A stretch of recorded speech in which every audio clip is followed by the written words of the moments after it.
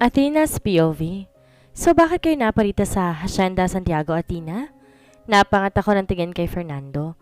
Pinilit kong umiti ng kaswal sa kanya. Dumating to kanina habang pinapakilala ni Rosana ang anak niya na babae sa amin. Pero mabuti na lang at dumating to kahit papaano nakaramdam ako ng balanse sa pagitan namin tatlo ni Rosana at Adriel kanina. Pure business. Maikling sagot ko lamang sa kanya. Napatingin ako sa batang nakaupo sa kanyang tabi, the daughter of Rosana Santiago. Sino ang ng batang yan? Di ko na napigilang itanong. The girl just turned 5 this year, so pinagbubuntis niya kagad ang batang to after she gave birth to Amiel 6 years ago? What a fast-pacing pregnancy. Imposible nakahanap kagad siya ng ibang lalaki, maliban sa asawa ko in that span of time. May anak ni Rafi si Ella, that's why she's now my daughter. Playing safe na sagot ito kaya napaismid na lamang ako. Napansin ko namang di pa nakakabalik si Rosana. Nagpaalam to kaninang kukuha ng alak sa cellar pero magkakalahating oras na wala pa rin to. Same with my husband. Nagpaalam to magbabanyo lang pero hanggang ngayon di pa siya nakakabalik. Napatayo ako. Tinignan si Fernando. Naramdaman niya yun kung kaya't napatingin din siya sa akin. Where is the cellar located? Diretsong tanong ko. Ngumiti naman to. Sa may likod bahay, may isang malit na pintuan doon. Sagot nito kung kaya tinilikuran ko na siya at may kabilisan na tinahak ang cellar. Kagad ko namang nakitang sinasabing pintuan ni Fernando. Nakasarado to kaya marahan kong pinitang door ito. Pero hindi pa ako nakakapasok ay may narinig na ako mga tunog. Sounds that a person makes out of pleasurable feeling. Napahagat labi ako na mapagsino ko ang may-ari ng mga ungol na yon. And I saw them. Napakayumakot na ramdaman ko na lamang ang pagtulo ng aking mga luha. Kitang-kita kong sarap sa kanilang mga mukha habang nagtatarik silang dalawa. Hindi ko na kaya. Ang sakit-sakit na. Napahawak na lang ako sa aking dibdib. Gusto ko silang sigawan ng mga masasakit na salita at saktan pero wala akong lakas ng loob. I hated myself more dahil ang hina ko. I cannot even defend myself from this infidelity of my husband and trusted friend.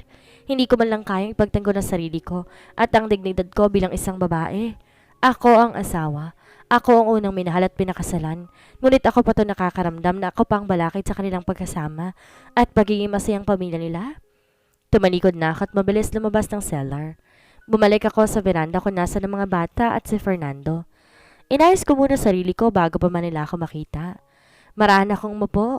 Kinakausap ako ni Fernando ngunit tila mga bubuyog lamang aking naririnig. I cannot understand what he is saying. Nakatingin lang ako sa dalawang batang masayang naglalaro. Narinig ko pa ang pagtawag ng batang babae kay Amiel ng kuya. And it hits me. I am so stupid for believing that all this time, ako lang mahal ng asawa ko. Ako lang ang tayong babae sa buhay niya. Ako ang nagmamayari sa kanya. Akala ko akin lang siya pero nagkamali ako. Masyado ako nabulag sa matinding pagmamahal ko sa kanya. Binigay ko lahat ng tiwala ko na hindi niya ako lolokohin at ipagpapalit sa iba. Pero ganoon naman, 'di ba? Loving someone means trusting the one with all your heart.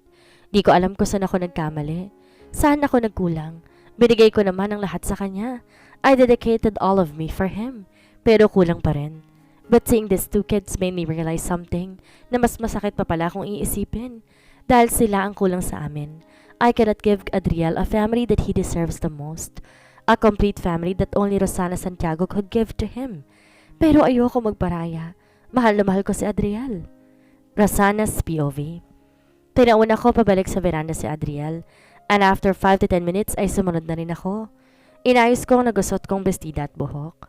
Naglalakad na ako pabalik na hanggang ngayon ramdam ko pa rin ang paglabas-masok ng ari ni Adriel sa ari ko. Shit! Bigla ako nakaramdam ng panghihina at parang sa ilang sandali lamang matutumba na ako. Careful, darling. Napatingala ako sa taong sumalo sa akin. It is Fernando. Nakangiti siya habang inaalalay na kumakaupo sa kanyang tabi. Kaharap ko si Adriel, nakatabi si Athena. Masama to nakatingin sa akin pero sinawalang bahala ko na lamang. Nagpasalamat na lang ako kay Fernando. Where have you been? Napagdad ako sa tanong ni Athena kaya tumingin ako sa kanya at gumiti. Sorry, natagalan ako. May kinausap pa kasi akong trabahador. Pagsinungaling ko.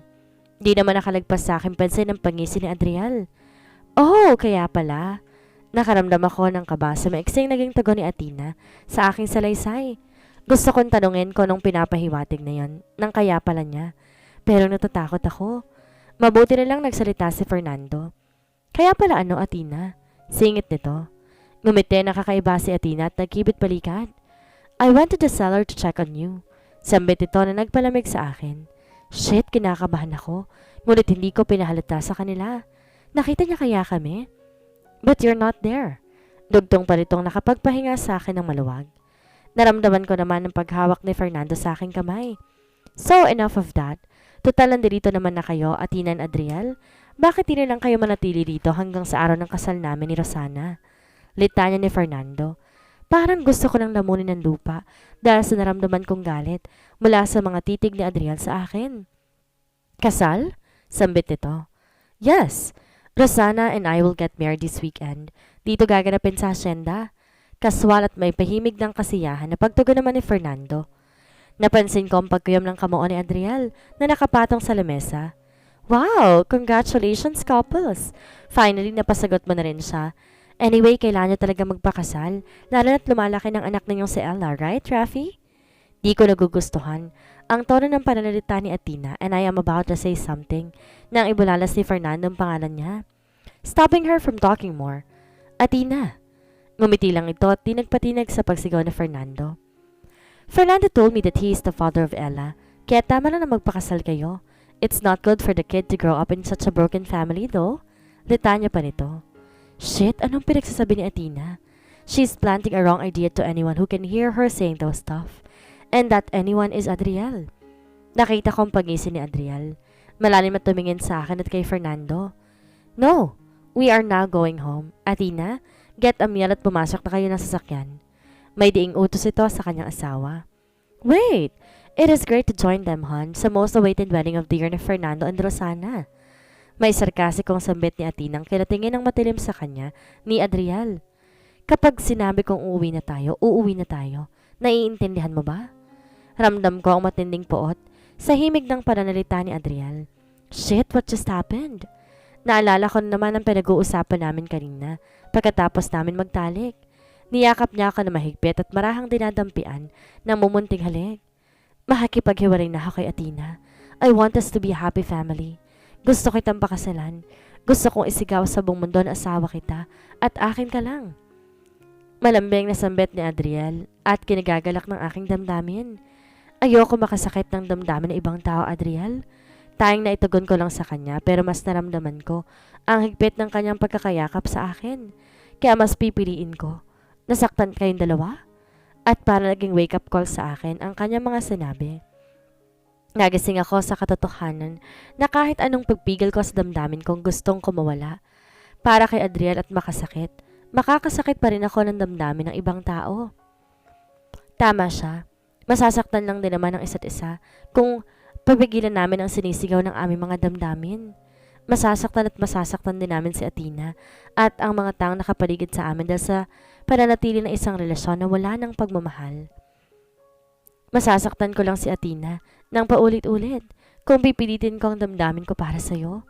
In no time, mararamdaman niya rin ang panlalamig ko sa kanya dahil di ko na siya mahal bilang asawa ko at lahat tayo magdurusa. Kahit gusto kong ipaglabanan tayo, mas pipiliin kong makaramdam ng pagkatalo dahil lumaban ako. Rosana, mahal na mahal kita. He kissed me and I kissed back, telling him that I will not fight for him. Mahal niya ako at sapat na yun para ipaglaban ko ang pagmamahal ko kay Adriel. Binuhat ko si Adriel at mabilis na humakbang patungo sa sakyan at Athena. Alam kong nakasunod lang sa akin si Fernando. Teka, Adriel, mahinang sambit ko. Wala na akong pakialam kung marinig man ni Athena ang pagtawag ko sa asawa niya. Tumigil to sa paghakbang, lumingon sa akin. Hinaplos niya ang mukha ni Adriel bago tumingin sa akin. Napansin ko ang pagiti ng anak ko sa kanya. Siguro ramdam nito ang lukso ng dugo nilang mag-ama. Magsasalita na sana ako to clear things for him na ang totoo hindi na ako magpapakasal kay Fernando. Na kahit di sila pumunta ngayon dito, i-call off ko na talagang kasal namin nang unahan niya ako. Tama nga ang unang tingin ko sa'yo. Isa kang puta, Rafi. Naniniwala akong hindi ko nga anak si Ella. Si Amiel lamang ang anak ko sa'yo. Kalimutan mo nang sinabi ko ipaglalaban kita. Dahil ang totoo, I hate you. I really do. Ipapaangkin mo pa sa akin ng batang hindi ko naman dugo at laman? I pity the kid for having a mother like you. Masakit na bitaw nito ng salita at naaawang sumulyap kay Adriela. Gusto kong magsalita at ipagtanggol ang sarili ko. I can be a bitch or a whore for letting myself to fall for someone who is already married. Pero hindi ko matatanggap na sabihin niyang hindi ako mabuting ina. I already sacrificed a lot for my kids. Hindi man masabing lahat ay sakripisyo ko na sa kanila, ngunit handa ako isakripisyo ang pinakamahalagang bagay na meron ako ngayon. At iyon ay ang pagmamahal ko para sa kanya. For Amiel to have a complete happy family. Napatras na lamang ako at tinignan siya na may puot at pagmamahal. Tumalikod na siya sa akin at tumakbang patungo sa sakyan niya. Pumasok na siya roon nang hindi na lumilingon pa sa amin ang anak niya. Paalam, Adriel. Paalam, Amiel. Atina's POV. Atina? Napalingon naman ako sa tumawag sa akin.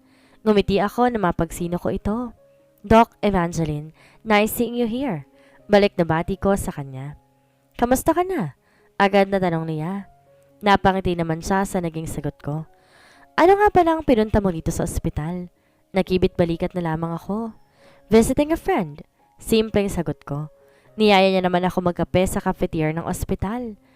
I am sipping my coffee nang magtanong siya. Marita ko, hiwalay na kayo ni Adriel Monteverde. Ngumiti lang ako at tumango. I never thought that to happen between the two of you. Sambit ito at napapailing. Ako rin. Hindi ko nakalang hindi pa pala ako ang mahal niya. Nagpakakampante ako dahil alam ko hindi niya ako pagpapalit sa iba, but then I even saw them having sex. Parang wala na namang kwento ko. Napatutop siya sa kanyang bibig.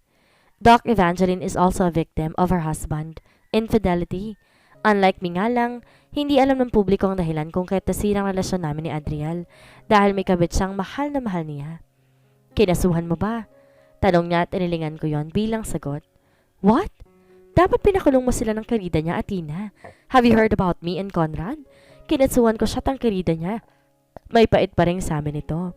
Ramdam ko ang panghihinayang at paghihinagpis niya sa pagtatapos ng kasal nila ni Judge Conrad. But then things happened and it just happened in how to handle and take care of it. Napabuntong hininga naman ako. Bago magsalita, yun ang naging desisyon ko. To save yourself from drowning into so much pain when yourself decided your husband to cheat on you. And this is mine, Doc Evangeline. My way of saving myself from deeper wounds in my heart, mind, and soul. Napansin ko pa ang pagsinghap niya dahil sa sinabi ko. Pero nanatili siyang tahimik at hinihintay sa akin kung hanggang saan ang alam ko. Wala nang ang pag-asa pa. Kami, our relationship, our marriage, is already dying, and staying won't save it. It will just kill us both hanggang sa mawala nang matira sa amin. That's why I decided and chose to let go of him, to free him from his suffocating bond with me. Hindi ko pa rin mapagilang mapaluha habang iniisip ko ang pinagdaraanan ko sa relasyon namin ni Adriel. May sugat at hapdi pa rin but I am already healing. I guess he loves Rosana so much. I can see it every second, minutes of every day na magkasama kami at sobrang sakit. Sobrang sakit na halos gusto kong magpakamatay. Just end my life together with our wedding vows na mamahalin namin ang isa't isa sa hirap at ginhawa. Naramdaman ko ang pag-abot at paghawak ni Don Evangeline sa kamay kong nakapatong sa mesa. She squeezes it, telling me that she understands what I am trying to tell her and what I am feeling right now. Pero naisip ko na rin yan at akasahan at pakulong silang dalawa just to save my dignity being the legal wife. Isalba ang sarili ko sa kahiyan. But the saving myself from shame makes me happy? Contented? Anong makukuha ko? Ikapapanatag ba ng kalooban ko kay pagkakait ko sa mga bata ang magkaroon ng masaya at buong pamilya if I will throw their parents into prison? At bumuhos nga ang mga luhang ilang araw ko na rin pinipigilan ilabas. And the answer is no. It will always be a no. Dugtong ko. I answered my own questions at pinunasan ng luha sa aking mga mata. Umiti ako. Hindi ako magiging masaya at lalong di ko kayang idamay ang mga bata sa kasalanan ng mga magulang nila. Hindi ako ganong klaseng tao. I am hurt in so much pain, but I will never be happy in the idea of revenge. At napahinga ako ng maluwag. Dahil nailabas ko na rin ang gusto kong sabihin all this time. Pero wala akong maranasang mapagsabihan dahil ang pinaka-close kong kaibigang si Jasmine ay umuwi sa kanilang probinsya to take care of her sick mother. Ayaw ko naman siyang tumawag at dumagdag pa sa mga iisipin niya. Napatingin ako kay Doc Evangeline nang humigpit ang pagkakahawak nito sa aking kamay. Oh my God, nagkaanak sila? Tumango ako at simpleng naging tanong niya. She is a hired baby maker ni Adriel at ang batang inampon namin. And I already love that kid so much. Sambit ko. You are a brave woman, Athena. Napangiti ako sa kanyang naging papuri sa akin. Kailangan eh. Wala namang ibang sasalba sa akin kundi ako lang din mismo sa sarili ko. Kibit balikat ko. Nagtapos sa pag-uusap namin ni Doc Evangeline na may tumawag sa aking cellphone. It's Adriel. Kaya kagad akong nagpaalam sa kanya at mabilis na tinungo ang bahay ni Adriel sa Southridge Village. Isang mahigpit na yakap ang sumalubong sa akin pagkabukas ko ng pinto ng bahay ni Adriel. God, mabuti na lamang at dumating ka na. Sambit ito at bumitaw na rin agad sa pagkakayakap sa akin. Ngumiti lamang ako. What's the problem? Sambit ito at bumitaw na rin agad sa pagkakayakap sa akin. Tanong ko kay Adriel. Dumiretso sa kwarto ni Amiel. Tumawag ito kanina. What's the problem? Tanong ko. Hindi ko alam ang gagawin. May sakit daw ang bata. Nakita ko naman nakahiga at balot ng kumot si Amiel. Kaya naman lumapit ako kay Adriel na nasa may pintuan. At may dalang malit na plangganang may malamang marigamgam na tubig at tuwalya. Ang taas ng lagnat niya, Gab. We should bring him now to the hospital. Suhestyon ko, nakagad niyang tinangoan at nilapag sa side table ang maliit na palanggana. Binuhat niya rin si Amiel. Nauna akong sumakay na sasakyan niya at marahang nilapag sa akin ng bata. Niyakap ko naman to dahil ramdam ko ang panlalamig niya at sumakay na rin si Adriel sa driver's seat at tinungo na naman namin ang ospital. Nakaupo lang kami sa nakalaang upuan dito sa loob ng pediatrician's clinic habang hinihintay matapos ang pag-check ng doktor kay Amiel. Thank you, Athena. Narinig kong pasasalamat ni Adriel kaya't napatingin ako sa kanya. Sure, always. Gab? Sambit ko. Napabuntong hininga muna ako bago nagsalitang muli. Kamusta na kayo ni Rafi? Tanong ko. Wala. Maikling sagot nito.